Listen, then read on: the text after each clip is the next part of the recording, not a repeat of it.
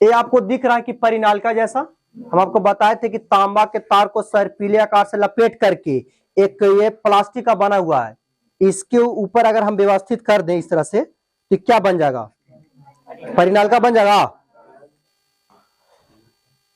ये जो मेरे पास व्यवस्था होगा क्या हो गया, परिनालिका। परिनालिका ये कहता है कि किसी भी अचालक पदार्थ के ऊपर कॉपर के तार को सर्पिले आकार से लपेट दीजिए, ये जो व्यवस्था बनता है परिनालिका होता है। ठीक है, अभी परिनालिका में जो दो तार निकला हुआ है, ये दिख रहा है, दो तार, देखो ये दो तार दिख रहा है, ये दोनों तार से होकर के अगर डीसी धारा प्रवाहित करेंगे तो कहता है कि चुंबक की तरह कार्य करने लगता है, मतलब लोहा के टुकड़ा को सटाएगा ये। ठीक है, तो इसके लिए हमने क्या किया है कि देखो आपको दिख रहा है, ये सुई है, ये ब्लेड है, ठीक है, और साथ ही साथ ये भी लोहा का कील है। ठीक है, ये सब लोहा का कील है, ये सब चुंबक नहीं है। ठीक है ना, देखो इसे सटा नहीं पा रहा है। ठीक, तो हम क्या करते हैं कि इसको पहले डीसी धारा देने के लिए ना हम लोग के पास एक चार्जर है, चार्जर डीसी धारा उत्पन्न करती है। ये क्या करता है कि भाई एसी धारा लेकर के और ये क्या करता है, डीसी धारा सप्लाई करता है। तो इसको जोड़ के देखें कि चुंबक की तरह काम करता है कि नहीं करता है। तो इसके ऊपर टेप लगा देते हैं, और टेप लगाने का पर्पस यह है कि इधर बाहरी भागे नहीं। ठीक ना, जोड़ देना तार को। अब देखो हमने क्या किया कि चार्जर के माध्यम से इसको दोनों तार को जोड़ लिए हैं।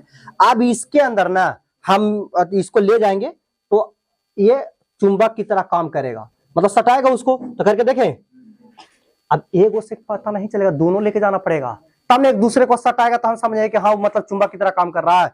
तो गौर से देखना थोड़ा,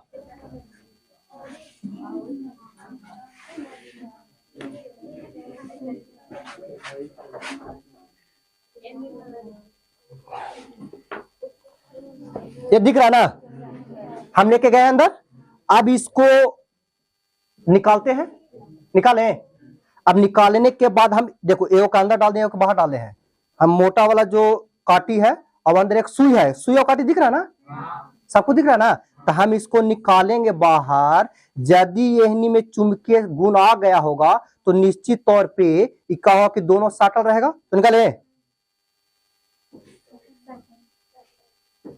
देखो सटा, सटा लेकिन ना, देखो जितना ज्यादा देर तक रखिएगा इसकी चुंबकीय शक्ति उतना ही स्ट्रोंग होगा। ठीक है, यानी इसके अंदर चुंबकीय बल रेखा निकल रहा था और इसको अंदर ले जाने के बाद इसमें भी चुंबकीय शक्ति।